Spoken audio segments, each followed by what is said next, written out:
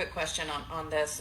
So it's 95% complete, and I just want to make sure that the issues on that last 5% has to do with these last three things about overall construction coordination, dealing with concessions, tenant spaces, terminal, that there isn't like some, there's always those rumors out there, right? That there's some, some major structural issue and that's what the delays are. They're sinking or whatever. Can you address some of those concerns? To my knowledge, there's no major structural issues with the facility. I think I heard something recently. We were asked a question if the glass in the facility was under too much stress given the structural integrity of the overall facility. That's strictly a rumor. That is not true. So things like that are out there. It's anything else to address is that?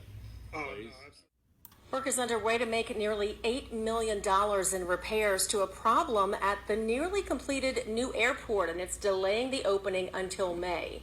As Sabrina Wilson reports, airport officials say they'd rather delay the opening than risk having the new facility paralyzed by this problem.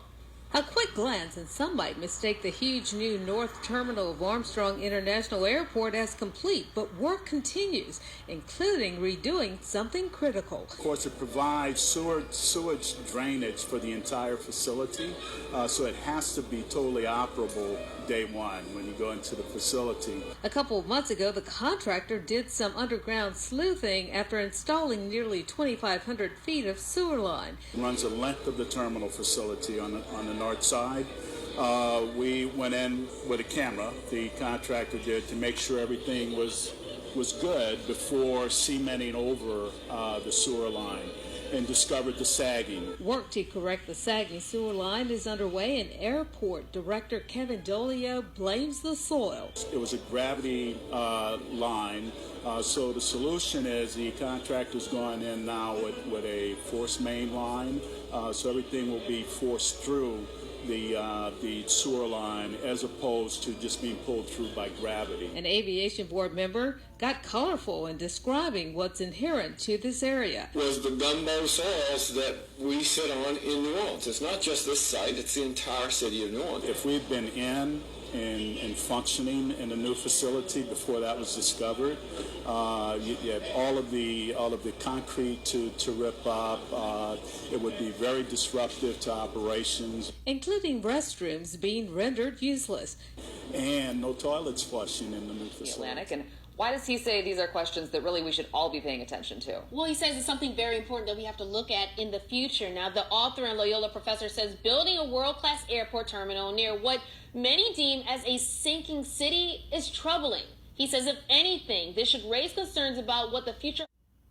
I really wrote the piece as a thought experiment to generate conversation. This is a topic we don't know how to talk about. I just have to say, at a time when public trust is low with entities, whether it's Sewer and Water Board or Public Works, what have you, trust is and should be very high with the work of building this airport and delivering an on-time, on-budget project to the people of this region. Thank you. Thank you.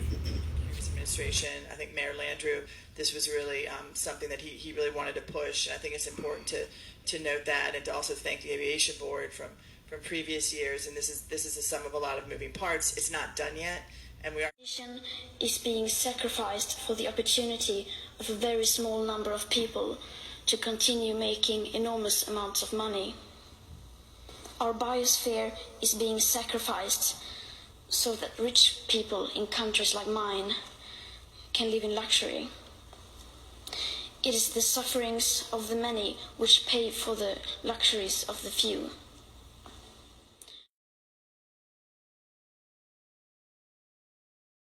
No matter how uncomfortable that may be, you only speak of green, eternal economic growth because you are too scared of being unpopular.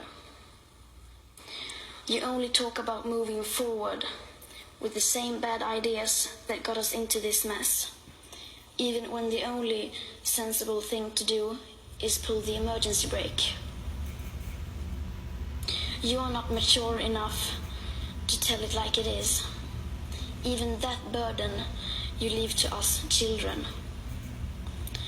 But I don't care about being popular. I care about climate justice and a living planet.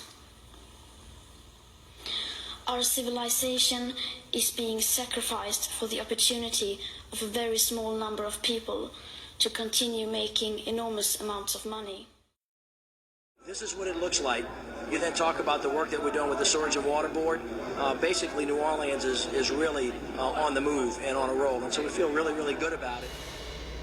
Yeah, you're exactly right, Eric. That boil water advisory is still happening. Now, I did speak with Sewage and Water Board, who said that crews right now, they're working to isolate that 114-year-old pipe that caused the water main break that flooded several blocks here in Uptown. It started at South Claiborne and Soniet Street, and as you can see, it's flooded quite a bit of streets. It has continued gushing throughout the morning. Now, this is what residents woke up to early this morning. You should be looking at video that shows the streets looking like flowing rivers, and you can see how dark it is out there. Crews say the report came in at around 2 a.m. The report of a water main break came in at around 2 a.m., but residents tell me they noticed low water pressure last night. Mayor Cantrell told us that the hospitals in the area, Ochsner and Children's hospitals, are being prioritized to restore water pressure to them first. Now, the mayor says Children's Hospital's water pressure has been restored, and of course, crews are also working diligently to restore water to residents in the area. There is currently a boil water advisory in effect for a large portion of Uptown. We're going to take to that map. This is a map of the affected area. The advisory is in effect from South Claiborne to the Mississippi River and from South Carrollton to infrastructure. It is the foundation in which we live on. So this is a real example. We have antiquated pipes and antiquated system that needs to be fully repaired. That's why we've been